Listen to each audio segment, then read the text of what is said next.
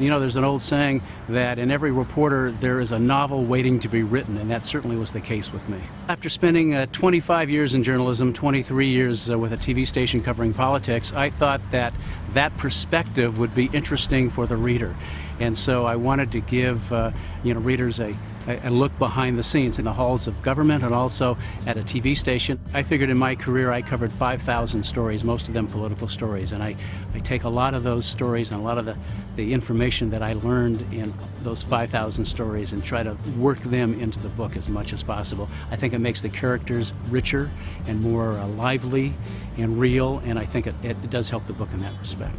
I have a friend in Sacramento who wrote a novel a few years ago, and he went through the process of trying to find an agent and trying to find a publisher, and he agonized over this. It probably took him about 2 years, and then he heard about Trafford, published his book with Trafford, highly recommended Trafford to me, and I followed his lead. It was a great experience, and the beauty of Trafford is that it is one-stop shopping. I mean, you start with the design and the layout of your book all the way through the marketing of your book, and so every potential possible service that you might need is there under one roof. I was pretty well known, and that helped me when I went to newspapers for reviews of my book and television interviews and things like that.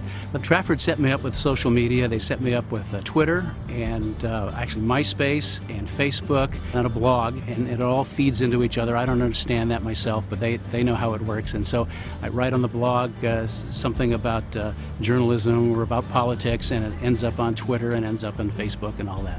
Oliver Wendell Holmes Sr. once said that there's the intoxicating pleasure of authorship, and that's exactly what it was with me. I mean, there was nothing like seeing that galley proof of my book and then finally getting that box from Trafford, opening it up and seeing those actual books saying, yes, I'm published, I'm an author now.